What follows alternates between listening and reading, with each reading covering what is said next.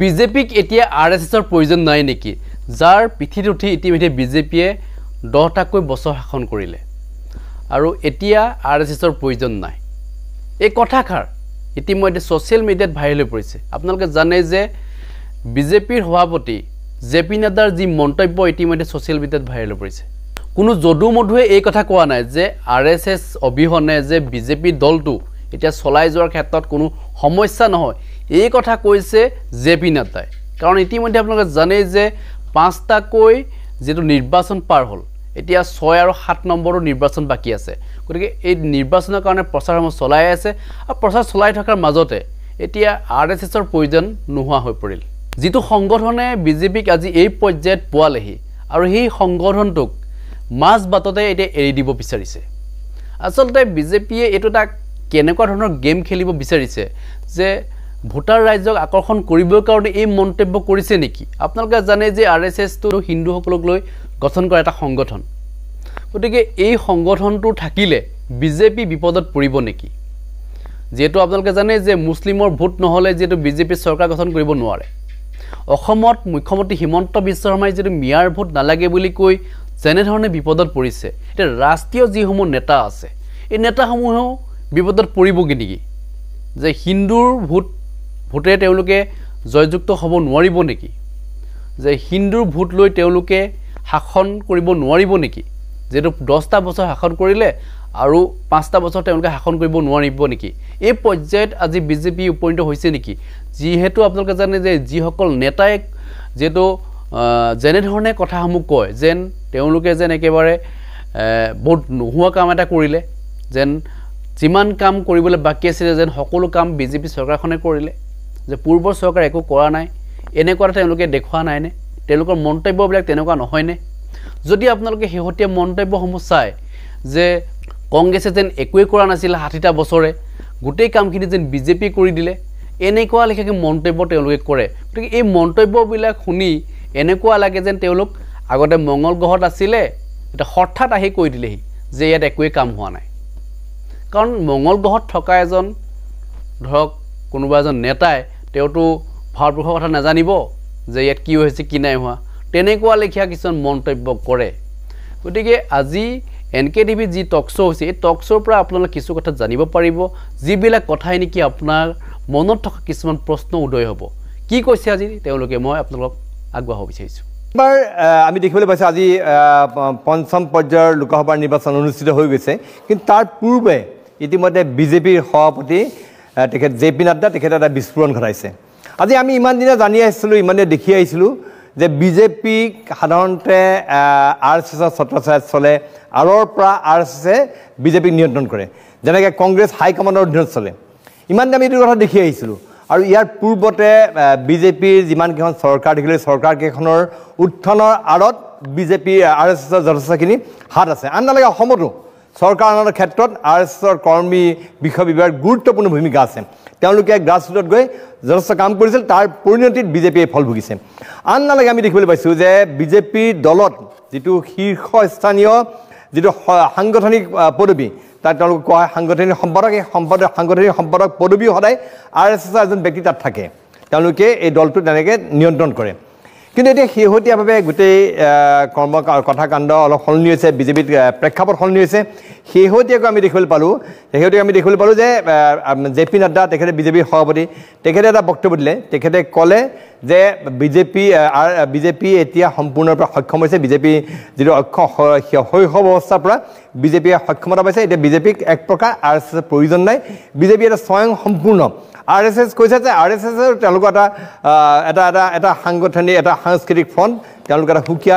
এনেকুৱা ধৰণৰ কথা কৈছে কিন্তু এই গোটেই কথা ঘটনা প্ৰবাহে আচলতে কি বুজাইছে নাগপুৰৰ নিয়ন্ত্ৰণ বিজেপিৰ ওপৰত নোহোৱা হৈ যাব নেকি বা বিজেপি আৰু RSSৰ মাজত ক'ৰবাত বিভাজন আহিব নেকি RSSে ইমান দিন আমি দেখি আহিছিলোঁ তেওঁলোকৰ যিটো হিন্দুত্বৰ ভাৱাদৰ্শ সেই ভাৱাদৰ্শ তেওঁলোকে ৰাজনৈতিকভাৱে বাস্তৱায়িত কৰাৰ কাৰণে বিজেপিৰ সহায় লৈছিল এতিয়া কি হ'ব RSSৰ ভূমিকা এই গোটেই কথা পাতিম আৰু তাৰ লগতে এইবাৰ আগন্তুক নিৰ্বাচনত এই ঘটনা প্ৰবাহে কি ধৰণৰ প্ৰভাৱ পেলাব পাৰে এই বিষয়ে আলোচনা কৰিম আমি যিটো ঘটনা দেখিছোঁ যে জেপি নাড্ডাই যি বক্তব্য কৰিলে বক্তব্যৰ পিছত এই দুৰ্ঘটনাৰ বাবে যথেষ্ট দেশৰ ৰাজনীতিত ব্যাপক প্ৰভাৱ পেলাইছে ইতিমধ্যে আমি এই বিষয়ে আলোচনা কৰোঁ আমাৰ সৈতে বৰ্তমান উপস্থিত আছে ময়ূৰ বৰা ৰাজনৈতিক বিশ্লেষক এগৰাকী চিন্তাবিদ লেখক আমাৰ ঋতুবৰণ শৰ্মা তেখেত বিজেপি দলৰ মুখপাত্ৰ খন্তেক সময় পিছত আমাৰ সৈতে আহিব মীৰা বৰঠাকুৰ কংগ্ৰেছ দলৰ নেত্ৰী আমাৰ লগত থাকিব ডক্টৰ প্ৰদ্যুম্ন গোস্বামী আৰু তেওঁলোক থাকিব তেওঁলোকৰ বিশ্লেষণ আগবঢ়াব মই পোনে পোনে ময়ূৰ বৰা আপোনাৰ ওচৰত গৈছোঁ যিটো নিৰ্বাচনৰ মাজতে জেপি নাড্ডাই যিটো কথা ক'লে এই ঘটনা প্ৰভা যে আৰ এছ এছৰ পৰা তেওঁলোকে কৈছে আমি এটা সম্পূৰ্ণ স্বয়ং সম্পূৰ্ণ এতিয়া আমাক আৰ এছ এছৰ একবাৰ সহায়ৰ প্ৰয়োজন নাই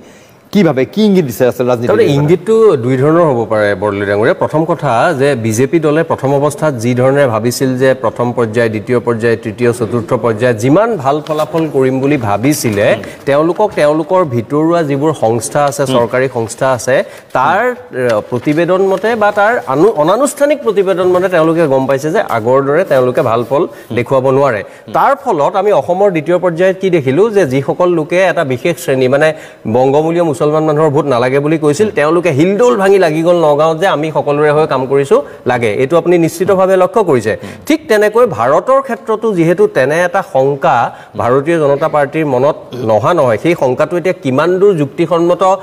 অমূলক হয় নে মূলক হয় সেইটো সময়ে প্ৰমাণ কৰিব 4 জুনত এইবোৰ কথা প্ৰমাণ হ'ব কিন্তু তেওঁলোকে যিহেতু ইলেকশ্যন বা নিৰ্বাচন জিকাৰ ক্ষেত্ৰত কোনো ধৰণৰ সুযোগ সুবিধা চান্স ৰাখিব নিবিচাৰে তেওঁলোকে সকলো ধৰণৰ কথা মানে বাহুবল ধনবল আৰু এই ধৰণৰ কথা বতৰাৰ জৰিয়তে মানুহক আকৰ্ষণ কৰিবলৈ চেষ্টা কৰে এতিয়া বোধ কৰোঁ মোৰ যিটো ভাৱ হয় জেপি নাড্ডাই এই কথাটো প্ৰমাণ কৰিব বিচাৰিছে যে বিজেপি দলটো সাংঘাতিক আত্মবিশ্বাসত আছে 400 পাৰৰ কথা কৈ থকা দলটো এতিয়া আৰএছএছৰ দৰে এটা সংগঠনৰ লগত প্ৰত্যক্ষভাৱে তেওঁলোকৰ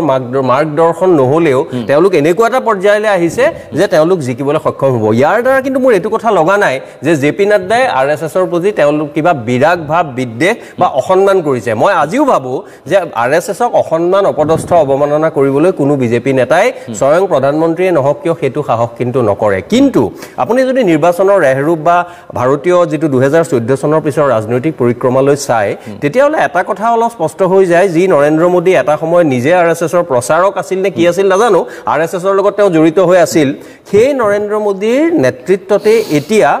গুজৰাটৰ এটা বিশেষ দল অমিত শাহ নৰেন্দ্ৰ মোদী বিজেপিত কিন্তু সাংঘাতিক শক্তিশালী উত্থান হোৱা আমি দেখিবলৈ পাইছো আৰু এইবোৰ কথা চাওক আৰএছএছই হওক বিজেপিয়ে হওক তেজমঙহৰ মানুহ কাৰোবাৰ হয়তো অকমান বৈষয়িক কথাৰ প্ৰতি লালসা কম কাৰোবাৰ ৰাজনৈতিক কথাৰ প্ৰতি বেছি গতিকে এইটো মই দোষ দিয়া নাই ৰবটটো নহয় কিছু যন্ত্ৰ নহয় তেওঁলোকৰ মাজত থাকিব গতিকে তাৰে এটা পৰিণতি আমি এতিয়া দেখিবলৈ পাইছো অনাগত সময়ে স্পষ্ট কৰিব যে আৰএছএছ বিজেপিৰ মাজত সঁচাকৈ তেনেকুৱা কিবা সংঘাত হৈছে নেকি মোৰ আজিৰ দিনত সংঘাত যেন লগা নাই কিন্তু কিছু মানুহৰ মনত জ্বলনি পুৰণি হৈছে এই জ্বলনি পুৰণি এতিয়া গেষ্ট্ৰিকৰ মলম কেনেকৈ দিয়ে ঋতুবৰণ শৰ্মা ঠিক আছে ঋতুবৰণ শৰ্মাৰ ওচৰলৈ মই যাম কিন্তু তাৰ পূৰ্বে মই ডক্টৰ প্ৰদ্যুম্ন গোস্বামী আছে তেওঁৰ ওচৰলৈ গৈছোঁ শেহতীয়াকৈ যিটো ঘটনা দেখিবলৈ পালোঁ যে বিজেপিৰ সভাপতি জেপি নাড্ডাই ৰাজহুৱাভাৱে তেওঁ কৈ দিলে যে এতিয়া বিজেপি এটা সম্পূৰ্ণ স্বয়ং সম্পূৰ্ণ বা সক্ষম দল তেওঁলোকক আৰ এছ এছৰ সহায়ৰ প্ৰয়োজন নাই আজি ইমান দিনে আমি জানি আছিলোঁ ইমানে দেখি আহিছিলোঁ যে বিজেপিৰ গোটেই যিটো পৰিচালনা তাৰ আঁৰৰ পৰা টানি আছে আৰ এছ এছে আৰু আৰ এছ এছৰ সহায় লৈ বিজেপি আজি ক্ষমতাত অধিষ্ঠিত হৈছে তেওঁলোকৰ সাংগঠনিক সম্পাদক পদটোতো আপোনাৰ আমি সদায় দেখোঁ যে আৰ এছ এছৰ পৰা আহে এই গোটেই ঘটনা প্ৰবাহে আচলতে কি বুজাইছে যিটো নিৰ্বাচন অনুষ্ঠিত হৈছে তাতো কিবা প্ৰভাৱ পেলাব পাৰেনে আপোনাৰ কি ধাৰণা চাওক প্ৰথম কথাটো হ'ল কি বিজেপি আৰু আৰ এছ এছৰ মাজত কি সম্পৰ্ক আছে সেই বিষয়ে মই নাজানো সেইটো তেখেতলোকৰ ভিতৰুৱা ব্যক্তিগত সম্পৰ্ক কেনেকুৱা সম্পৰ্ক আছে কিন্তু আমি ইমান দিনে পঢ়া শুনা কৰি দেখি শুনি যিখিনি কথা গম পাইছোঁ যে বিজেপি দলটোৰ জন্ম হোৱাৰ পটভূমিয়ে হৈছে R S S Shyamaprasad Mukherjee Atal Bihari Vajpayee Lalkrishna Advani বা তাৰ আগৰ পৰ্যায়ৰ যিসকল ব্যক্তি আছিল প্ৰথমতে মানে জনসংঘ সৃষ্টি হ'ল তাত মানে তেখেতলোকে 3% মাত্ৰ ভোট পাইছিল সেই 3% ভোট লৈ এজন এম পি লৈ অটল বিহাৰী বাজপেয়ীক এজন এম পি লৈ পেলাই তেখেতলোকে দল আৰম্ভ কৰিছিল আৰু গোটেই দলটোৰ গোটেই পটভূমিটো হৈছে আৰ এছ এছ আৰু আমি যিমান দূৰ জানো বাহিৰৰ পৰা এজন বাহিৰৰ ব্যক্তি হিচাপে যিমান দূৰ জানো যে বিজেপিয়ে আৰ এছ এছৰ তত্ত্বাৱধানত মানে যদিও প্ৰত্যক্ষভাৱে তেখেতলোক আৰ এছ এছৰ লগত জড়িত নহয় আৰ এছ এছেই বিজেপিক মোটামুটিভাৱে এটা পৰোক্ষভাৱে পৰিচালনা কৰে বা আৰ এছ এছৰ সেই শিথিলতা মানে আপোনাৰ যিটো মুঠি বিজেপি দলৰ ক্ষেত্ৰত আৰু ইমান দিন আমি তেখেতলোকে হেৰি কৰি থকা দেখি আহিছোঁ কিন্তু এতিয়াৰ প্ৰেক্ষাপটটোত তেখেতে কিয় ক'লে বা তেখেতলোকৰ মাজত কিবা ব্যক্তিগত সংঘাত হৈছে নেকি দুইটা প্ৰতিষ্ঠানৰ মাজত বা দুইটা দলৰ মাজত আৰ এছ এছ বা সংগঠনৰ মাজত ব্যক্তিগত কিবা সংঘাত হৈছে নেকি সেইটো তেখেতলোকে জানিব পাতিব সেইটো তেখেতলোকৰ ভিতৰুৱা বিষয় কিন্তু আপুনি যদি আপাততভাৱে গোটেই কথাটো চাই মোৰ দৃষ্টিত কথাবিলাক কিন্তু ব্যক্তিগতভাৱে একো সংঘাত নহ'লে এইটোও কিন্তু এটা পলিটিকেল ষ্ট্ৰেটেজি হ'ব পাৰে কাৰণ আমাৰ সততে ভাৰতবৰ্ষত এনেকুৱা এটা ধাৰণা বা এনেকুৱা এটা কথা সকলোৱে কৈ থকা হয় যে বিজেপি RSSৰ দ্বাৰা পৰিচালিত হয় আৰু RSS আপোনাৰ এটা হিন্দুত্ববাদী সংগঠন বা তেখেতলোকৰ গোটেই চিন্তাধাৰা গোটেই কথাটো এজেণ্ডাটো হৈছে হিন্দুত্ববাদ কিন্তু মই আপোনাক প্ৰণৱ বৰদলৈ ডাঙৰীয়া আপোনাৰ ইয়াৰ আগৰ শ্ব'টোত মই আপোনাক এষাৰ কথা কৈ থৈ গৈছিলোঁ যে এইবাৰ প্ৰথমবাৰৰ বাবে বিজেপি এটা দল আছিল যিটো দলে আমাৰ ভাৰতবৰ্ষত ইলেকশ্যন নেৰেটিভটো চেঞ্জ কৰিছিল যে সমগ্ৰ দলে সংখ্যা গুৰুক লৈ ইলেকশ্যন চলিছিল তাৰমানে বিগত সময়বোৰত আমি যিমান ইলেকশ্যন দেখি আহিছোঁ সকলো ইলেকশ্যনবিলাকত সংখ্যা লঘুক লৈ চলে আৰু এইবাৰ ৰাম মন্দিৰৰ পৰা আৰম্ভ কৰি বিজেপি গোটেই এজেণ্ডাটো সংখ্যা গুৰুক লৈ পেলাই এটা ইলেকশ্যনৰ এজেণ্ডা আৰম্ভ হৈছিল কিন্তু যেতিয়া ইলেকশ্যনবিলাক হ'ল ফাৰ্ষ্ট ফেজ হ'ল ছেকেণ্ড ফেজ হ'ল থাৰ্ড ফেজ হ'ল তেতিয়া সৰ্বভাৰতীয় স্তৰত কিন্তু বিজেপিয়ে যিটোৱে সাংঘাতিক এটা মানে আপোনাৰ তেখেতলোকে উন্নত মানৰ এটা প্ৰদৰ্শন দেখাব বুলি ভবা হৈছিল সেই পৰিৱেশটো কোনোবাখিনি হয়তো সলনি হ'ল আৰু ইয়াৰ আগৰ শ্ব'টোত আপোনাৰ ইয়াতে মই কৈ থৈ গৈছিলোঁ যে বিজেপিয়ে হঠাৎকে তেখেতলোকৰ নেৰেটিভটো বহুতখিনি সলনি কৰিবলৈ যত্ন কৰিছে মাইনৰিটি ডেভেলপমেণ্টৰ কথা কৈছে মাইনৰিটিৰ কথা কৈছে গতিকে তেনেকুৱা এক পলিটিকেল ষ্ট্ৰেটেজিও হ'ব পাৰে যে RSSৰ লগত আমাৰ কোনো সম্পৰ্ক নাই বুলি তেখেতলোকে কৈ যে আমি সম্পূৰ্ণ হিন্দুত্ববাদী আদৰ্শৰে পৰিচালিত আমাৰ দলটো নহয় তেনেকুৱা এটা কথা তেখেতলোকৰ হ'ব পাৰে নহ'বও পাৰে কিন্তু মই বাহিৰৰ ব্যক্তি হিচাপে মই খালি এটা ইণ্টাৰেষ্টিং ফেক্ট মানুহে হয়তো বিশ্বাস নকৰিব যে নৰেন্দ্ৰ মোদী অসমৰ RSSৰ তেওঁ প্ৰচাৰকৰ দায়িত্বত আছিলে 90 দশকত আৰু আমাৰ এতিয়া শুনিলে আচৰিত লাগে যে নৰেন্দ্ৰ মোদীয়ে মোৰ নিচিনা সাংবাদিকক ফোন কৰিছিলে মোৰ দৰে সমুদ্ৰগত কাশ্যপ মৃণাল তালুকদাৰ বা প্ৰশান্ত ৰাজগুৰু এওঁলোকক সেই সময়ত আমাৰ মনত পৰে তেতিয়া আমাৰ লেণ্ড ফোন আছিল লেণ্ড ফোনত তেখেতে ফোন কৰে আৰু কয় আমি এবাৰ লগ পাব খুজিছোঁ উজান বজাৰৰ RSS এটা অফিচ আছিলে সেই কাৰ্যালয়ত গৈ খাটিয়াত বহি থকা অৱস্থাত এতিয়াৰ বৰ্তমানৰ প্ৰধানমন্ত্ৰী তেতিয়া RSS সাধাৰণ এজন তেওঁ প্ৰচাৰক আজিৰ পৰা প্ৰায় 3টা দশক আগৰ কথা সেই সময় আমি তেখেতক লগ পোৱা তেখেতৰ কথা পতা মনত পৰে এখন সাধাৰণ খাটিয়াত এজন সাধাৰণ মানুহ বহি আছিলে কিন্তু সেই RSSৰ পৰা আহি আজি নৰেন্দ্ৰ মোদীয়ে এনেকুৱা ধৰণে বিস্তাৰ লাভ কৰিলে যে এনেকুৱা এটা কথা আহিছে যে বৰ্তমান RSSে কিছুমান লক্ষ্মণ ৰেখা ৰাখি দিছে হয়তো ক'ৰবাত নৰেন্দ্ৰ মোদী অমিত শ্বাহৰ কাৰণে সেই লক্ষ্মণ ৰেখাৰ সীমা নোহোৱা হৈ গৈছে এনেকুৱা ধৰণৰ কথাবিলাক প্ৰশ্ন আহিছে মই আহিম মই ঋতুপৰ্ণ শৰ্মাৰ ওচৰত আহিছোঁ ঋতুপৰ্ণ শৰ্মা RSSৰ আৰম্ভণি কালৰ অসমত এজন কৰ্মী যথেষ্ট দীৰ্ঘদিন ধৰি তেওঁ RSSৰ সৈতে জড়িত আছে তেখেতে আৰু বৰ্তমান তেওঁ বিজেপিৰ কৰ্মকৰ্তা মই এই গোটেই ঘটনা পাবা আপোনালোকৰ দলৰ সভাপতিয়ে যে কৈছে যে RSSৰ প্ৰয়োজন নহ'লেও বিজেপিয়ে নিজৰ ভৰিৰ ওপৰত থিয় দিবলৈ সক্ষম হৈছে কি বুজাইছে আচলতে ৰাজনীতিত কিবা বেলেগ এটা ইংগিত দিছে নেকি চাওক বৰদলৈদা এই প্ৰথম নহয় তাৰমানে 51 চনত জনসংঘ আৰম্ভ হোৱাৰ পিছত সংঘ স্থাপন হৈছিল 1925 চনত 51 চনত শ্যামাপ্ৰসাদ মুখাৰ্জী ডাঙৰীয়াই সেই সময়ৰ আমাৰ দ্বিতীয় সৰসংঘ চালক গুৰুজীৰ লগত আলোচনা কৰি যেতিয়া ৰাজনৈতিক দল আৰম্ভ কৰিলে জনসংঘ তাৰ পিছৰ পৰা এনেকুৱা কেইবাবাৰো এই ধৰণৰ পৰিৱেশ পৰিস্থিতি আহিছে য'ত বিজেপি আৰু RSSৰ সম্পৰ্ক লৈ পেলাই বিভিন্নজনে বিভিন্ন সময়ত বিভিন্ন ধৰণৰ তেওঁলোকৰ পৰ্যালোচনাৰে এটা নিজৰ তেওঁলোকে ধাৰণা এটা দি ধৰিছে যে RSS এনেকুৱা বিজেপি এনেকুৱা তেওঁলোকৰ সম্পৰ্ক এনেকুৱা বিজেপিক RSSে পৰিচালনা কৰে ইত্যাদি ইত্যাদি আৰু আমাৰ সন্মানীয় সভাপতিগৰাকীৰ যিটো বক্তব্য তাৰ আধাৰি আজি আমি আলোচনাটো কৰিছোঁ ইতিমধ্যে দুগৰাকী সন্মানীয় ব্যক্তিয়ে এই লৈ পেলাই তেওঁলোকৰ দৃষ্টিভংগীৰ সন্মুখত ৰাখিছে মোৰ কথাটো হ'ল তেনে কোনো কথা নাই প্ৰণয়দা আমি যদি সংঘৰ স্থাপনাৰ পৃষ্ঠভূমি চাওঁ যে ডক্টৰ কেশৱ বলিৰাম হেডগাঁৱৰ ডাঙৰীয়াই যেতিয়া অনুভৱ কৰিলে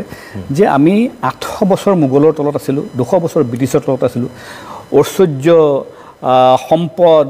মানে জ্ঞান সকলোৰ পৰা আমি যেতিয়া মানে পৰিপূৰ্ণ থকাৰ পিছত আমি 1000 বছৰ আমি মানে বেলেগৰ তলত অধীনত থাকিবলগীয়া কিয় হ'ল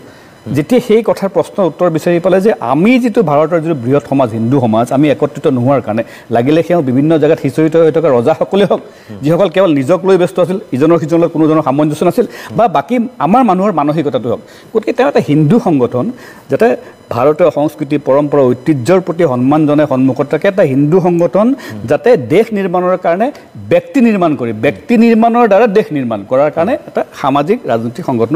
সামাজিক সাংস্কৃতিক সংগঠন জন্ম দিলে আমি সকলো জানো পৃষ্ঠভূমি সেইটো আৰু ব্যক্তি নিৰ্মাণ শব্দটো মই এইকাৰণে ব্যৱহাৰ কৰিছোঁ যে সেই সংঘৰ যিটো ব্যক্তি নিৰ্মাণৰ ব্যৱস্থা শাখা পদ্ধতি যিটো সেই পদ্ধতিৰ মাধ্যমেদি যিসকল ব্যক্তি নিৰ্মাণ হ'ল তেওঁলোক সমাজৰ বিভিন্ন জেগাত বিভিন্ন কামত নিয়োজিত হৈছে তেওঁ কোনোবা শিক্ষকতা কৰিছে কোনোবা ইঞ্জিনিয়াৰ কোনোবা লয়াৰ কোনোবা ডক্টৰ তেওঁৰ নিজৰ জেগাৰ কামখিনি ৰাজনীতিৰ ঊৰ্ধত দেশক স্বাৰ্থত সন্মুখত ৰাখি কামখিনি কৰিছে আৰু তাৰ মাজৰ পৰাই সংঘই যি ব্যক্তি নিৰ্মাণ কৰিছে তাৰ মাজৰ পৰাই ভাৰতক নেতৃত্ব দি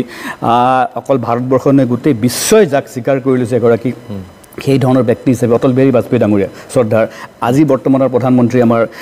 নৰেন্দ্ৰ মোদী ডাঙৰীয়া প্ৰাক্তন উপ প্ৰধানমন্ত্ৰী লালকৃষ্ণ আদৱানী ডাঙৰীয়া মুৰলী মনোহৰ যোশী ভাৰতবৰ্ষক এতিয়ালৈকে মানে ৰাজনৈতিকভাৱে চৰকাৰত থাকি যিসকলে আমাক পৰিচালনা কৰিছে বিভিন্ন সময়ত জ্যেষ্ঠসকল তাৰ পৰা আৰম্ভ কৰি এনেকুৱা লক্ষ লক্ষ সংঘ কাৰ্যকৰ্তা গোটেই ভাৰতবৰ্ষত নিজৰ নিজৰ স্থানত বিস্তাৰিত হৈ আছে সেইটো এটা বিষয় কিন্তু আজি মই এটা উদাহৰণ দিওঁ ল'ৰাজন মানে স্বাৱলম্বী হোৱা নাই পঢ়া শুনা কৰিছে বাপেকে তেওঁক পঢ়াইছে স্বাৱলম্বী হ'ব পৰাকৈ তেওঁক সকলো সা সুবিধা দিছে যিমান সহায় তহায় কৰিছে কৰি এটা সময়ত ল'ৰাজন স্বাৱলম্বী হোৱাৰ পিছত নিশ্চিতভাৱে এতিয়া ল'ৰাজন স্বাৱলম্বী হ'ব তেতিয়া প্ৰত্যক্ষভাৱে দেউতাকৰ পৰা তেওঁ আৰু সেই ধৰণৰ সহায় সহযোগিতাৰ প্ৰয়োজন নহ'ব ইয়াৰ অৰ্থ এইটো নহয় যে কাইলৈ প্ৰয়োজন হ'লে দেউতাকজনে ল'ৰাজনক বাদ দিছে যে নহয় মই আজি বা ল'ৰাজনে এইটো কৈছে যে মই আজিৰ পৰা স্বয়ং সম্পূৰ্ণ হ'লোঁ মই ইনকাম কৰিছোঁ মোক আৰু পঢ়াব লিখাব নালাগে মই নিজেই মানে নিজক চলিব পাৰিছোঁ গতিকে আপোনাৰ প্ৰয়োজন নাই সেইটোতো হ'ব নোৱাৰে গতিকে বিজেপি আৰু সংঘৰ যিটো সম্পৰ্ক বিজেপি আদৰ্শৰ লগত দেশ নিৰ্মাণৰ ক্ষেত্ৰত মানে ৰাজনৈতিক দলৰ প্ৰয়োজনীয়তা অনুভৱ কৰি যি ধৰণে সংঘই মানে বিজেপি আগবাঢ়ি গ'ল বা জনসংঘ আগবাঢ়ি গ'ল আশীৰ পিছত আমি বিজেপি হ'লোগৈ গতিকে মানে জে পি নাড্ডাজীৰ যিটো বক্তব্য তাৰ মানে মোৰ এনালাইচিছটো হ'ল যে তেওঁ কৈছে যে এটা সময়ত আছিলে এটা সময়ত বাহিৰৰ প্ৰচাৰক আপুনি নিজেই ক'লে মোদী ডাঙৰীয়া আহি পেলাই গুৱাহাটীত বা অসমত তেওঁ প্ৰচাৰৰ কাম কৰিছিলে অসমত নিজৰ প্ৰচাৰক নাছিলে যেতিয়া সংঘৰ বিস্তাৰ আৰম্ভ হৈছিল তেতিয়া বাহিৰৰ প্ৰচাৰকসকলে অসমত এতিয়া আমি সকলো ফালৰ পৰা সাংগঠনিকভাৱে ৰাইজৰ ওচৰত গ্ৰহণযোগ্যতা ৰাইজৰ বিজেপিৰ প্ৰতি সমৰ্থন এই সকলোখিনি বৃদ্ধি হৈ পেলাই আমি সাংগঠনিকভাৱে ইমান শক্তিশালী হৈছোঁ যে সংঘই যি ধৰণে আমাক আঙুলিত ধৰি পেলাই যিবোৰ সেইটোৰ প্ৰয়োজনীয়তা নাই ইয়াৰ অৰ্থ এইটো নহয় যে গাৰ্জেন হিচাপে তেওঁলোকক যেতিয়া যেতিয়া মাৰ্গদৰ্শনৰ প্ৰয়োজন হ'ব সেই সম্পৰ্ক যিটো সম্পৰ্ক আমাৰ 51 চনত গঢ় লৈ উঠিছিল সেই সম্পৰ্ক আজিও আছে মানে চন্দ্ৰ সূৰ্য থকালৈকে সেই সম্পৰ্ক একেই থাকিব সেইটো মোৰ সম্পূৰ্ণ বিশ্বাস আমি এই বিষয়লৈ অধিক আলোচনাৰ মাজলৈ আহিম কিন্তু তাৰ পূৰ্বে আমাৰ এই বিশেষ অনুষ্ঠানত লৈ লৈছোঁ খন্তেক সময়ৰ বাণিজ্যিক বিৰতি খন্তেক সময়ৰ বিৰতিৰ পিছত পুনৰবৰ্তী আহিছোঁ NKTVৰ নিৰ্বাচন কেন্দ্ৰিক বিশেষ অনুষ্ঠান 24 দিল্লীকাৰ মাজলৈ আজি আমাৰ আলোচনাৰ বিষয়বস্তু হৈছে সাম্প্ৰতিক যিটো নিৰ্বাচন হৈছে তাৰ মাজত বিজেপি RSS বাদ এই বিষয়লৈ আমি কথা পাতি আছোঁ বিজেপি দলৰ এটা পদবী আছে বিশেষ পদবী এই পদবীটোক আমি সদায় জানো যে সাংগঠনিক সম্পাদক সাধাৰণতে আমি জনাত হয়তো ঋতুপৰ্ণ সমাজ এতিয়া ক'ব ভালকৈ যে সাংগঠনিক সম্পাদক পদবী আমি জনাত বিজেপিৰ সৰ্বোচ্চ সাংগঠনিক পদ আমি যিমান জানো সাংগঠনিক সম্পাদকজনে মোটামুটি দলত গুৰুত্বপূৰ্ণ সিদ্ধান্ত তেওঁ লয় আৰু সেই সাংগঠনিক সম্পাদক পদবীত সদায়ে বিজেপিৰ সেই সাংগঠনিক সম্পাদক পদত সদায় RSSৰ পৰা অহা নেতাই সেই আসনখন মানে তেওঁ অধিকাৰ কৰি আহিছে মই আপোনাৰ পৰা জানিব বিচাৰিছোঁ যিটো অৰ্গেনাইজিং ছেক্ৰেটাৰী পোষ্ট আপোনালোকৰ দলৰ সৰ্বোচ্চ সাংগঠনিক পোষ্ট বুলি জনা যায় কিমান গুৰুত্ব আছে এই পদবীৰ আচলতে চাওক কথাটো এনেকুৱা সাংগঠনিক সাধাৰণ সম্পাদক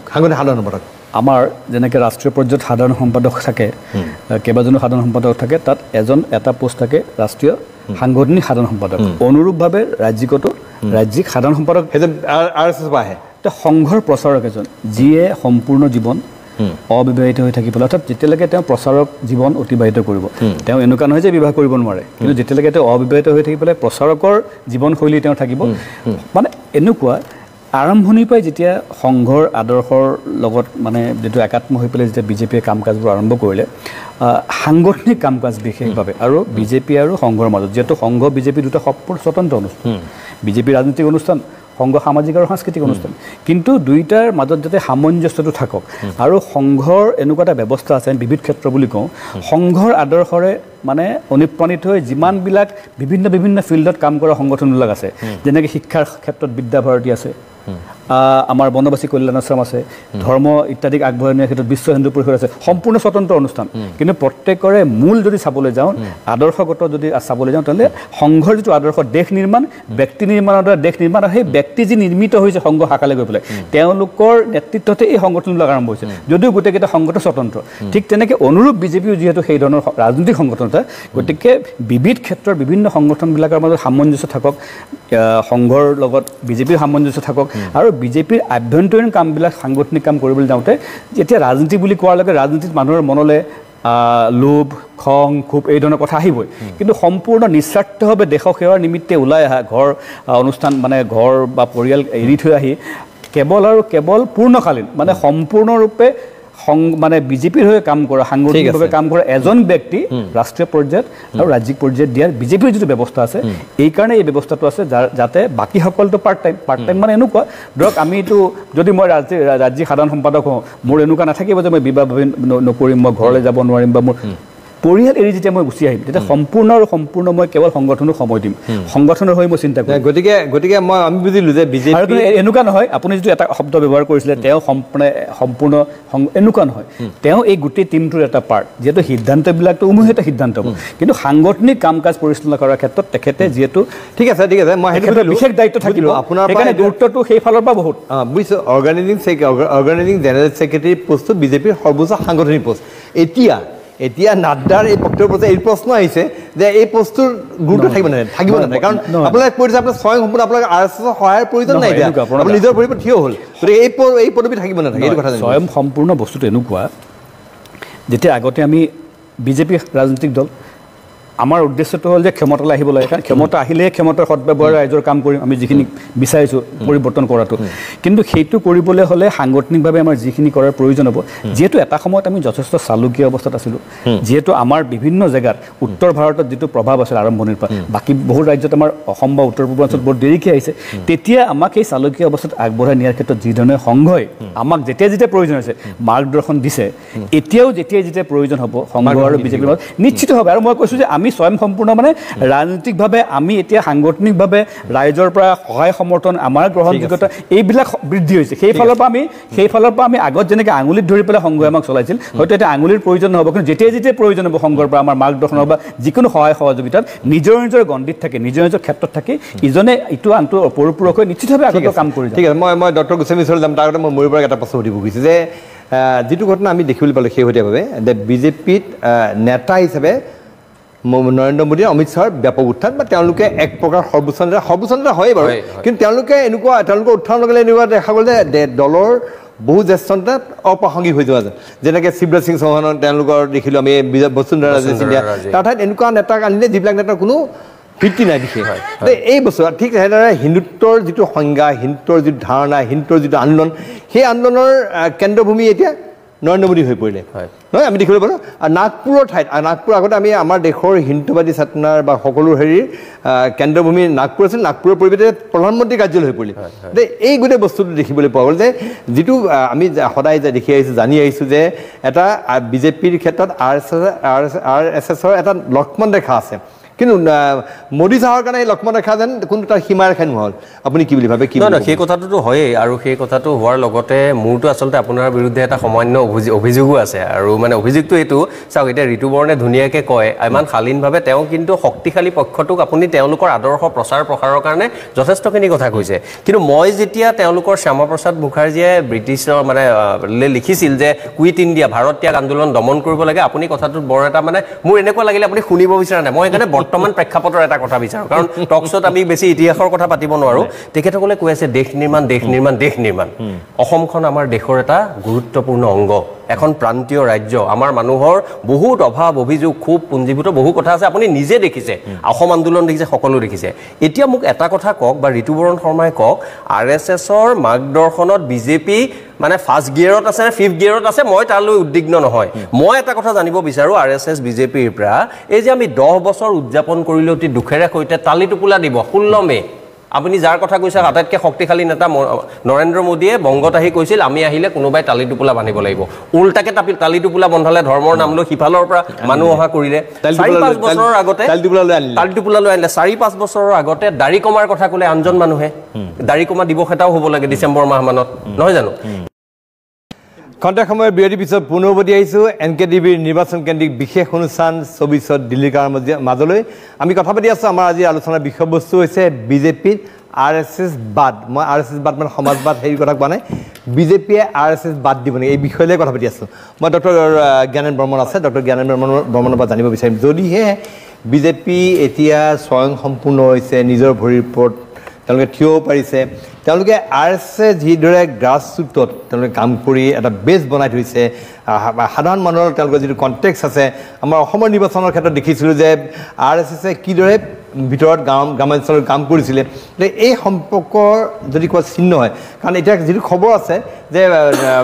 যিটো জে পি নাড্ডাই যিটো বক্তব্য দিলে এই বক্তব্য সন্দৰ্ভত RSSে কাইলৈ তেওঁলোকে আনুষ্ঠানিকভাৱে প্ৰতিক্ৰিয়া প্ৰকাশ কৰিব মই অসম প্ৰান্তৰ RSSৰ যিসকল কৰ্মকৰ্তা তেওঁলোকৰ সৈতে যোগাযোগ কৰিছিলোঁ তেওঁলোকে আজি এই অনুষ্ঠানৰ অংশ ল'বলৈ তেওঁলোকে অস্বীকাৰ কৰিলে তেওঁলোকে ক'লে যিহেতু দেশৰ তেওঁলোকৰ ৰাষ্ট্ৰীয় নেতৃবৰ্গই অহা কাইলৈ নৰেন্দ্ৰ মোদীৰ এই জে পি নাড্ডাৰ বক্তব্য সন্দৰ্ভত তেওঁলোকে প্ৰতিক্ৰিয়া প্ৰকাশ কৰিব গতিকে তেওঁলোকে এই বিষয়ত মন্তব্য দিবলৈ অস্বীকাৰ কৰিলে আজিৰ দিনটোত আপোনাৰ কি ধাৰণা কি হ'ব প্ৰণয়দা আপোনাৰ ওচৰত অহাৰ আগতে মই কেন্দ্ৰীয় অধিকাৰী RSSৰ কথা পাতি আহিছোঁ অলপ আগতে হয় আৰু মই কোৱা বক্তব্যখিনিয়ে সংঘৰ বক্তব্য আৰু এইটো কথা সঁচা যে RSSৰ ৰাষ্ট্ৰীয় স্বয়ংসেৱক সংঘৰ ৰাষ্ট্ৰ সমৰ্পণৰ যি অংগীকাৰ সেই অংগীকাৰ অসমৰ গাঁৱে ভূঞে আবাল বৃদ্ধ বনিতাৰ মাজত দেখিবলৈ পোৱা যায় সমৰ্পণৰ ভাৱ যেতিয়া ৰিম'টেষ্ট অফ দ্য ৰিম'ট ভিলেজত আপোনাৰ একল বিদ্যালয় স্থাপন কৰি একল বিদ্যালয় স্থাপন কৰি সংঘই যেতিয়া আমাৰ আদিবাসী জনজাতি অতি গৰীব শ্ৰেণীৰ মাজত আপোনাৰ শিক্ষা বিস্তাৰৰ কাম কৰি আছে তেতিয়া এই যিটো পৰমে ভৱন্নয়ে তুমি তৎস্ব ৰাষ্ট্ৰম সমৰ্থা ভৱত্ব আশিসাতে ভীষম এই যিটো ভিছন এই যিটো দৃষ্টিকোণ এইটোৱে RSSৰ মূল দৃষ্টিকোণ আৰু এই দৃষ্টিকোণ তেতিয়া প্ৰতিফলিত হয় যেতিয়া দেখিব অসম আন্দোলনৰ সময়তে হওক বা 1971 ৱাৰৰ সময়তে হওক বা 1962 ৱাৰৰ সময়তে হওক যেতিয়া স্বয়ংসেৱকে সমৰ্পিতভাৱে জীৱন সমৰ্পণৰ অংগীকাৰেৰে ফিল্ডত নামি পৰিছিলে তেতিয়া দেখিবলৈ পোৱা যায় যেতিয়া দেশৰ অখণ্ডতা ৰক্ষাৰ কাৰণে শ্যামাপ্ৰসাদ মুখাৰ্জীয়ে কৈছে শ্বহীদ হৈ গৈছে কাশ্মীৰত জাহা হুৱে বলিদান মুখাৰ্জী ও কাশ্মীৰ হামাৰা হে সেই শ্লোগান ৰাষ্ট্ৰীয়তাবাদী ব্যক্তিসকলৰ নেতা নাগৰিকৰ আছিলে যেতিয়া আমি দেখিবলৈ পাওঁ প্ৰমোদ দীক্ষিতৰ পৰা শুক্লেশ্বৰ মেধিলৈকে ৰাষ্ট্ৰৰ অখণ্ডতাৰ কাৰণে অসম ভূমিত তেখেতসকলে তেজ দিছে তেখেতসকলৰ জীৱন সমৰ্পণ কৰিছে তেতিয়া তেখেতৰ সেই ভাৱনা পৰিস্ফুট হয় ৰাষ্ট্ৰ সেৱাৰ ভাৱনা সেইকাৰণে এইটো কথা আপুনি কোৱা বিন্দুটোলৈকে আহিছোঁ মই এতিয়া সেইটো হৈছে হয় ৰাষ্ট্ৰীয় স্বয়ংসেৱক সংঘ অসমৰ জনমানসত সোমাই পৰিছে কোহে সোমাই পৰিছে ৰাষ্ট্ৰীয় ভাৱনাৰে সোমাই পৰিছে সমৰ্পণৰ সেৱাৰ ভাৱনাৰে সোমাই পৰিছে ৰেডি ফৰ সেলফলেছ ছাৰ্ভিচ ভাৱনাৰে সোমাই পৰিছে কিন্তু ইয়াৰ ৰাজনৈতিক যিটো ইমপ্লিকেশ্যন পলিটিকেল ইমপ্লিকেশ্যন এটা কথা স্বীকাৰ কৰাত মোৰ কোনো আপত্তি নাই মই আকৌ কৈছোঁ যেতিয়ালৈকে বিজেপিৰ লগত দৃষ্টিকোণ মিলিব তেতিয়ালৈকে বিজেপিক সমৰ্থন থাকিব আৰু যেতিয়ালৈকে দেখা যাব যে আন কোনোবাইও সেই সমৰ্থন ৰাষ্ট্ৰীয়তাবাদৰ ধ্বজা বহন কৰিছে সেইসকলৰ লগতো একাত্মতা থাকিব যেনেকৈ 1962 পণ্ডিত নেহৰুৰ আহ্বান শুনি পেলাই ৰাষ্ট্ৰীয় আপুনি এই কথা মানে যে সাধাৰণতে RSSে এটা সমূহীয়া নেতৃত্বত বিশ্বাস কৰা যেন লাগে আৰু তেওঁলোকে নেতা নিৰ্বাচনৰ ক্ষেত্ৰত এইবিলাক বহুত যথেষ্ট সতৰ্ক হয় বিজেপিয়ে মুখ্যমন্ত্ৰী নিৰ্বাচনৰ ক্ষেত্ৰত RSSৰ পৰামৰ্শ নোলোৱাকৈ কোনো এজন মুখ্যমন্ত্ৰী পতা নাই আমি যিমানটো জানো গতিকে এতিয়া যে বিজেপিৰ এক প্ৰকাৰ একছত্ৰী নেতাৰূপে নৰেন্দ্ৰ মোদী অমিত শ্বাহৰ যিটো উত্থান ঘটিছে অসমত যিদৰে হিমন্ত বিশ্ব শৰ্মাৰ উত্থান ঘটিছে তাৰ সেই ক্ষেত্ৰত ক'ৰবাত RSS নেতৃত্ব ক'ৰবাত ক্ষুব্ধ হৈ পৰিছিল বা তেওঁলোকক কিবা গুৰুত্বহীন কৰি পেলোৱা হৈছিল এনেকুৱা ধৰণৰ পৰিৱেশ এটা সৃষ্টি হৈছে নেকি যে বিজেপি এতিয়া একদম সম্পূৰ্ণ আমাক তেওঁলোকৰ প্ৰয়োজন নাই এনেকুৱা এটা পৰিৱেশ এনেকুৱা এটা পৰিস্থিতি এই নেতাসকলে সৃষ্টি কৰিছে নেকি নহয় চাওক মইতো ৰাজনীতিৰ কথা নকওঁ কিন্তু মই এটা কথা জানো যে সংঘৰ মূল বিচাৰধাৰাটো হৈছে তত্ত্বনিষ্ঠা ব্যক্তিনিষ্ঠা নহয় আৰু সেইকাৰণে সংঘৰ গুৰু কেশৱ বলিৰাম হেডগাৱাৰজীও নহয় গোলৱালকাৰজীও নহয় সংঘৰ গুৰু হ'ল যি সংঘৰ যি ধ্বজ যি গেৰুৱা ধ্বজ সেই ধ্বজ সংঘৰ গুৰু গতিকে গুৰু পূৰ্ণিমাৰ দিনা সেই ধ্বজক প্ৰণাম কৰা হয় গতিকে সংঘৰ যি বিচাৰধাৰা সেই বিচাৰধাৰাত কি আছিলে সেই বিচাৰধাৰা হৈছে ৰাষ্ট্ৰ সেৱাত সমৰ্পিত ভাৱনা সেই বিচাৰধাৰাত আছে অন্তদয়া ভিজন সেই ধাৰণাই সাঙুৰি লয় গতিকে মই সেই ভিজনটো আপোনাৰ সন্মুখত প্ৰকাশ কৰিব পাৰোঁ কিন্তু ৰাজনৈতিক মতামত বিজেপিয়ে প্ৰতিক্ৰিয়া দিব বিজেপিৰ সভাপতিয়ে কি কৈছে কাৰণ বিজেপি এটা স্বতন্ত্ৰ সংগঠন ডিচিশ্যন নিজৰ সিদ্ধান্ত নিজে ল'ব পৰাকৈ এটা স্বতন্ত্ৰ সংগঠন ৰাজনৈতিক সংগঠন আৰু সংঘৰ সামাজিক সাংস্কৃতিক সংগঠন সংঘই ব্যক্তি চৰিত্ৰ ৰাষ্ট্ৰ চৰিত্ৰ নিৰ্মাণত সমৰ্পিতভাৱে কাম কৰি আহিছে ঠিক আছে মই ঋতুবৰণ প্ৰশ্ন আছে মানে এই কথাবোৰ আদৰ্শৰ কথা বৰ ডাঙৰকৈ কৈ থকা হৈছে এই আদৰ্শৰ সময়ত মোৰ এজন সাধাৰণ ভাৰতীয় নাগৰিক হিচাপে যাক ভাৰতীয় সংবিধানে এইখিনি অধিকাৰ দিছে বিনয়ৰে সৈতে মই দুটামান প্ৰশ্ন কৰিব বিচাৰিছোঁ ঋতুবৰণ শৰ্মা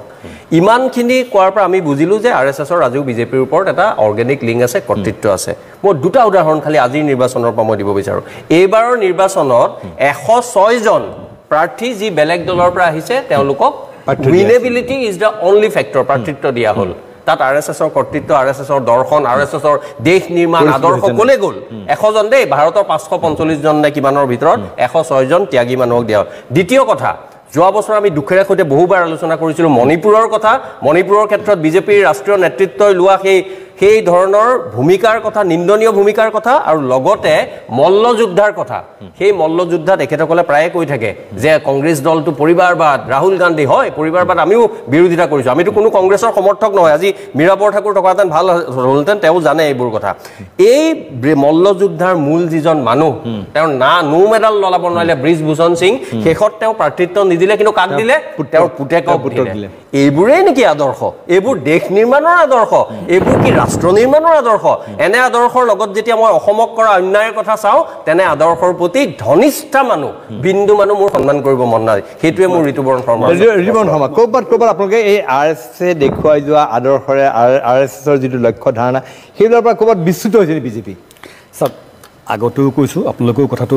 দোহাৰিছে, মই আকৌ ক'বলৈ বিচৰা নাই যে RSS হ'ল এটা সম্পূৰ্ণ সাংস্কৃতিক আৰু ৰাজনৈতিক সামাজিক অনুষ্ঠান, বিজেপি এটা ৰাজনৈতিক অনুষ্ঠান। বিজেপিয়ে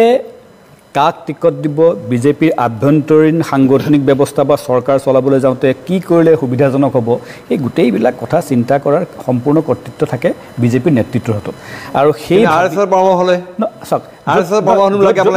মুখ্যমন্ত্ৰী নিযুক্তি নকৰে য'ত প্ৰয়োজন হয়। অসমত যেতিয়া আমি দেখিছোঁ, বাহিৰতো দেখিছোঁ, আপোনালোকে বিজেপি শাসিত ৰাজ্যৰ মুখ্যমন্ত্ৰী নিয়োগৰ ক্ষেত্ৰত RSSৰ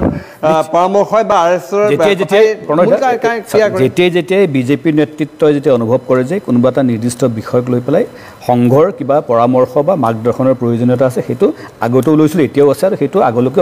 অব্যাহত থাকিব। ইয়াৰ অৰ্থ এইটো নহয় যে বিজেপি যিহেতু সম্পূৰ্ণ ৰাজনৈতিক দলৰ ৰাজনৈতিক দৃষ্টিভংগীৰে গোটেই কথাবিলাক পৰ্যালোচনা কৰিব। আমাৰ নিৰ্বাচনত জিকি আমি ক্ষমতা আহৰণ কৰিলে সেই ক্ষমতাৰ সদব্যৱহাৰৰ দ্বাৰা আমি বিচৰাৰ ধৰণে কল্যাণকামী চৰকাৰ এখনে দেশখনক আগুৱাই নিবলৈ, আৰু মোদীজীয়ে যিটো ভিজন আমাক দিছে বা মোদীজীৰ পৰা যিটো ভিজন পাইছোঁ, এক আত্মনিৰ্ভৰশীল ভাৰত আৰু 47 চনৰ ভিতৰত বিকশিত ভাৰত, এই পৰ্যায়লৈ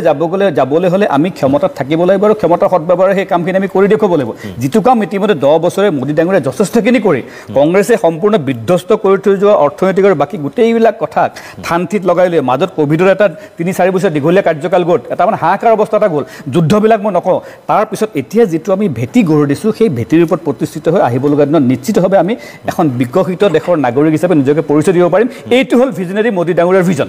এইটো কৰিবলৈ যাওঁতে ক'ত কাক টিকট দিব লাগিব, কাক মুখ্যমন্ত্ৰী বনাব লাগিব, নিৰ্দিষ্ট মানে নিশ্চিতভাৱে সেইটো বিজেপিয়ে নিজাববীয়াকৈ সিদ্ধান্ত লয়, প্ৰয়োজনবশতঃ সংঘৰ পৰা পৰামৰ্শ ল'ব, তাত কাৰো দ্বিমত নাই। মই প্ৰণয়দাৰ আৰু তাকে সন্মানীয় ময়ূৰ বৰুৱা ডাঙৰীয়াৰ তেওঁ এটা অভিযোগ আছে, মই যথেষ্ট সন্মান সহকাৰে কথাটো অকণমান কৈ ল'ব বিচাৰিছোঁ। তেওঁ কৈছে যে বাৰে বাৰে এটা কথা আপুনি উল্লেখ কৰিছিল যে মোদী আৰু শ্বাহৰ মানে তেওঁলোকে ইমান বেছি উত্থান হ'ল, তাৰ পৰা সংঘ মানে মই পুনৰহে আগৰ পিতা পুত্ৰৰ মানে কথাটোৱে ক'ম যে বাপেকে পুতেকক সম্পূৰ্ণৰূপে মানে স্বাৱলম্বী কৰি তোলাৰ পিছত পুতেকে যেতিয়া ইনকাম কৰিব পৰা অৱস্থা হ'ল, তেওঁ বাপেকতকৈ বেছি ভাল তেওঁ প্ৰতিষ্ঠা লভিলে, তেতিয়া কি বাপেকৰ ঈৰ্ষা হয়নে তেওঁ গৌৰৱবোধ কৰে? গতিকে এইটো একেবাৰে অমূলক প্ৰশ্ন আপোনালোকে যদিও কৰিছে। মোদী ডাঙৰীয়াই সন্মুখৰ পৰা নেতৃত্ব দিছে, 147 কোটি তেওঁ ভাৰতীয়ৰ প্ৰধানমন্ত্ৰী, ভোট দিয়ক বা নিদিয়ক, প্ৰধানমন্ত্ৰী মানে তেওঁ ভাৰতৰ প্ৰধানমন্ত্ৰী। আজি তেওঁ বিদেশত গৈ যি সন্মান লভিছে, সেইটো মোদীৰ সন্মান নহয়, তেওঁ নিজেও স্বীকাৰ কৰিছে। আজি মোদীক গোটেই বিশ্বই যিধৰণে স্বীকৃতি দিছে, সেইটো কেৱল মোদী ডাঙৰীয়াৰ স্বীকৃতি নহয়, মোদীক সমৰ্থন দিয়া যিখন দেশক তেওঁ প্ৰতিনিধিত্ব কৰিছে, সেই দেশৰ যি 147 কোটি নাগৰিক আছে, সেই নাগৰিকৰ সমৰ্থনৰ বাবেহে মোদী ডাঙৰীয়া তাৰ সেই সমৰ্থন বা সেই সন্মান বা সেই যোগ্যতা তেওঁ পাইছে। গতিকে নিশ্চিতভাৱে সন্মুখত থাকি নেতৃত্ব দিয়া প্ৰধানমন্ত্ৰীগৰাকী সকলো জেগাত সন্মুখত থাকিবই, আৰু তেওঁ যিখিনি কাম কৰি গৈছে, সেই কামে যদি দেশক আগুৱাই লৈ গৈছে, সেই কামে যদি বিকশিত ভাৰতক যদি আগুৱাই নিয়াত আমাক সহায় কৰিছে, আৰু হিন্দু সংস্কৃতি পৰম্পৰা সভ্যতা সনাতনী সভ্যতা সংস্কৃতি যদি আগবঢ়াই নিয়াৰ ক্ষেত্ৰত সি লাগিলে 370 কাশ্মীৰ। খন্তেক সময়ৰ বিৰতিৰ পিছত পুনৰ উভতি আহিছোঁ NKTVৰ নিৰ্বাচন কেন্দ্ৰিক বিশেষ অনুষ্ঠান 24 দিল্লীকাৰ মাজলৈ। মই পোনে আহিছোঁ ডক্টৰ গোস্বামী আপোনাৰ ওচৰলৈ আহিছোঁ। এই যিটো শেহতীয়া যিটো স্থিতি, বিশেষ বিজেপিৰ সভাপতি, ৰাষ্ট্ৰীয় সভাপতি, তেখেতে প্ৰকাশ কৰিছে, তেখেতৰ বক্তব্যই এই যিটো সাম্প্ৰতিক নিৰ্বাচন অনুষ্ঠিত হৈছে তাত কিবা প্ৰভাৱ পেলাব পাৰে নেকি, কিবা ধৰণৰ? না চাওক প্ৰণয়দা, মই সেই একেটা কথাই মানে আকৌ ক'ব বিচাৰিছোঁ যে আপুনি ভাবেনে বৰ্তমান বিজেপিৰ যিটো ৰাজনৈতিক স্থিতি, এই ৰাজনৈতিক স্থিতিটো RSSৰ সাংগঠনিক স্থিতিৰ ওপৰত তিষ্টি আছে ইয়াত RSS বা বিজেপিৰ নেতা কথা সকলেও মানি ল'ব এই কথাটো তাৰমানে আপুনি টি গাৰ্ডেনৰ এলেকাবিলাকে চাওক আজি তেখেত বিজেপি টি গাৰ্ডেনৰ এলেকাবিলাকত সোমাইছে যিটো এলেকাত RSS হয়তো বহুত আগতেই সোমাই থৈ দিছে তাৰমানে RSSৰ পৰা সেই ফুল টাৰ্ম ছাপৰ্টটো নাপালে বিজেপি সমগ্ৰ দেশত আজিৰ তাৰিখত তেখেতলোকৰ এই ৰাজনৈতিক স্থিতিটো নাথাকে আৰু যিসকল বিজেপিৰ মানে মুধা পুতা নেপা জে পি নাড্ডা ডাঙৰীয়াকে কথাই কওক নৰেন্দ্ৰ মোদী ডাঙৰীয়াৰ কথাই কওক অমিত শ্বাহে কওক বা বেলেগ বেলেগ নেতা যিসকল আছে এতিয়া নতুনকৈ মৰিদাই কৰিলে 106 জনক তেখেতলোকে টিকেটটো দি পেলাই নতুন দলৰ পৰা অহা মানুহক টিকেট দি পেলাই এটা বিৰম্বনা কিয় কৰিলে সেইটো মোৰ কাৰণেও এক বিৰম্বনা এইটো ময়ো নাজানো কিন্তু কথাটো হৈছে কি তেখেতলোকৰ সেই সাংগঠনিক মানে ৰাজনৈতিক স্থিতিটো RSSৰ সাংগঠনিক স্থিতিৰ ওপৰত তিষ্টি আছে তেনে ক্ষেত্ৰত আপুনি এটা পলিটিকেল ষ্ট্ৰেটেজি নোহোৱাকে ৰাষ্ট্ৰীয় সভাপতি এগৰাকীয়ে এজন সাংসদে নহয় এজন বিধায়কে নহয় ৰাষ্ট্ৰীয় বিজেপিৰ সভাপতি এগৰাকী ৰাজ্যিক সভাপতিও নহয় ৰাষ্ট্ৰীয় সভাপতি এগৰাকীয়ে মানে আপোনাৰ RSSৰ প্ৰসংগত এনেকুৱা এটা মন্তব্য দিয়াটো মোৰ কাৰণে এটা হাতৰ এটা হাতৰ আৰু হাতৰটো একেবাৰে যদি ভাঙিবলৈ আপুনি বিচাৰে তেতিয়া আপুনি দেখিব ইয়াত ডেফিনেটলি এটা পলিটিকেল ষ্ট্ৰেটেজি সোমাই আছে মই যেটো আপোনাক কৈছো ৰাজনৈতিক কৌশল আছে যেটো হিন্দী বলয়ত আজি 40% ভোট কমিছে আপোনাৰ যত ৰাম মন্দিৰৰ প্ৰসংগ আহিছে সেই উত্তৰ প্ৰদেশতে 40% ভোট কমিছে কিনা বিহাৰত 56% ভোট হৈছে কিন্তু এই কথাবিলাকত যেটা নেৰেটিভটো খলনি কৰিব লাগিব বাকিকিটা ফিগাৰ ভোট যদি আনিবলগীয়া হয় এটো পিওৰলি এক পলিটিকেল ষ্ট্ৰেটেজি সময় কম আপুনি কি ভাবে যে আপুনি RSSৰ হয়তো আপুনি ঘনিষ্ঠভাৱে জড়িত যদিও আপুনি তাৰ বিষয় নহয় বিজেপিৰ উত্থানো দেখিছে আপুনি ভাবেনে যে RSSৰ সহায় নোলোৱাকৈ বিজেপিয়ে স্বতন্ত্ৰভাৱে আগবাঢ়ি যাব পাৰিব দেশৰ ৰাজনীতিত সব বিজেপি এটা স্বতন্ত্ৰ সংগঠনেই হয় ৰাজনৈতিক সংগঠন RSS এটা স্বতন্ত্ৰ সংগঠন আৰু স্বতন্ত্ৰভাৱে সিদ্ধান্ত তেখেতসকলে লয় কিন্তু এইটো কথা হয় মই অনুভৱ কৰোঁ যে সংঘৰ যি আয়াম জনজাতিৰ মাজত কাম কৰা আয়ামে হওক আপোনাৰ পাহাৰত কাম কৰা আয়ামে হওক আপোনাৰ এই গোটেইখিনিৰ পলিটিকেল বেনিফিটটো কাৰণ পলিটিকেলি আইডিঅলজিকেলি মিল থকাৰ কাৰণে বিজেপিয়ে পাই আছে কিন্তু মই ভাবোঁ মই অসমৰ ক্ষেত্ৰত কথা এটা টিপ্পনী কৰিব খুজিম ষ্ট্ৰং আদৰ্শগত অৰিয়েণ্টেশ্যন এটাৰ যথেষ্ট প্ৰয়োজন অসম বিজেপিত হৈছে অসম বিজেপিত মই ভাবোঁ the house must B set in order আৰু মই ভাবোঁ গোটেইখিনি কথা কিন্তু এটা আইডিঅলজিকেল অৰিয়েণ্টেশ্যন যি একাত্ম মানৱতাবাদী সাংস্কৃতিক ৰাষ্ট্ৰীয়তাবাদী অসম বিজেপিত কৰবাত সংঘাত আছে মই ব্যক্তিগতভাৱে এইটো দেখিছোঁ মিডিয়াত সকলোৱে অনুভৱ কৰিছে কথাটো মিডিয়াত গোটেই কথাবিলাক আহিছে আৰু এই নতুন মানুহ আহিব কিন্তু সকলোকে সেই আইডিঅলজিকেল লাইনত যিটো আইডিঅলজিকেল দিছে এইটোত বিজেপিৰ কথা আছে নে RSSৰ কথা আছে মইতো মোৰ ভিতৰুৱা কথা নাজানো দুজন বিধায়কে উজনি অসমত অলপ দিনৰ আগত সিন্ডিকেটৰ বাবে কাজিয়া কৰা আপোনাৰ মনত আছে চাগে সকলো পেপাৰত ওলাইছিল মাৰণাস্ত্ৰ উলিয়াই লৈ দুইজন শাসকীয় দলৰ এইবোৰত এতিয়া বিজেপিৰ আছে নে RSSৰ আছে মই নাজানো এই কথাবোৰ অসমৰ মানুহৰ তেওঁলোকৰ সন্দেহ নিৰ্মূল কৰি প্ৰমাণ কৰক যে হিন্দুত্ববাদৰ কথা কৈ থকাতকে অসমত অসমীয়াত্ব সকলোকে লৈ উদাৰ অসমীয়াত্বৰ কথা বিজেপিয়ে কয় লগত লগলগে আৰু এটা কথা কওঁ যে মই যিমান দূৰ বাহিৰৰ পৰা RSSক জানো মদৰ দোকান বৃদ্ধিটো অন্তত RSSৰ পৰামৰ্শ হ'ব নোৱাৰে RSSৰ নিষ্ঠাক যদি কোনোবাই সন্দেহ কৰে যিসকলে ত্যাগ তেজ তপ বলেৰে মাতৃভূমিৰ সেৱা সমৰ্পণ কৰি আছে সেইসকলৰ দেশপ্ৰেম সততা সন্দেহ কৰাটো ভুল নহয় পাপ আৰু সেই পাপ সেই একাংশ বাওপন্থী বুদ্ধিজীৱী ভুৱা ধৰ্মনিৰপেক্ষতাবাদী মোৰ বিশেষ আৰু যোগ দিবলগীয়া নাই মই এটা কথাই পুনৰ খুৰা অসমৰ এটা ডাঙৰ সাংঘাতিক ছ'চিয়েল এটা হেৰি বুলি কৈ আছে ফেব্ৰিকটো নষ্ট কৰিছে পুৰা সেইটো আপোনালোকে এতিয়া কিছুমান বস্তু এতিয়া মোক যদি ব্যক্তিগতভাৱে সোধে তেতিয়াহ'লে মোৰ ব্যক্তিগত মত যে সুৰা প্ৰচলন বন্ধ হ'ব লাগে সম্পূৰ্ণৰূপে এটা কথা দ্বিতীয় কথা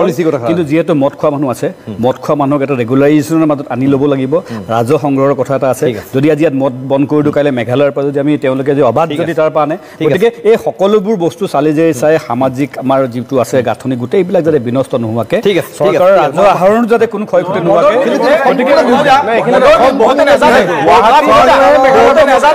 মদৰ বিৰুদ্ধে সংঘই সামাজিক অভিযান চলাইছে আপোনাৰ লগত এতিয়া আমি গোটেই সামাজিক অভিযান চলাইছে বেন কৰো বুলি এবছৰ দুবছৰ আগতে 7 বাৰ মান ক'লে বলক মই গণেশগুৰিত দেখুৱাই দিম চৰকাৰৰ ফুৰানীতিৰ কঠোৰভাৱে সমালোচনা কৰোঁ অসমত যি ধৰণৰ সামাজিক মতামত নষ্ট কৰিছে সেই ক্ষেত্ৰত চৰকাৰৰ এই ক্ষেত্ৰত সমালোচনা কৰিবলগীয়া বিজেপি এই RSS বাদ ই আচলতে পৰৱৰ্তী সময়ছোৱাত দেশৰ ৰাজনীতিত কি প্ৰভাৱ পেলায় যিহেতু RSSে কাইলৈ প্ৰতিক্ৰিয়া প্ৰকাশ কৰিব আমি সেয়া জানিবলৈ অপেক্ষা কৰিব লাগিব আমি নিঃসন্দেহে পৰ্যবেক্ষণ কৰিম কি পৰিস্থিতিলৈ গৈ থাকে আজি এই আলোচনাৰ অংশলৈ মই আটাইকেইগৰাকী পেনেলিষ্টক আন্তৰিক ধন্যবাদ জ্ঞাপন কৰি আমাৰ এই বিশেষ অনুষ্ঠান 24 দিল্লী গাঁৱৰ মজিয়াৰ পৰা মই প্ৰণয় বৰদলৈ বিদায় লৈছোঁ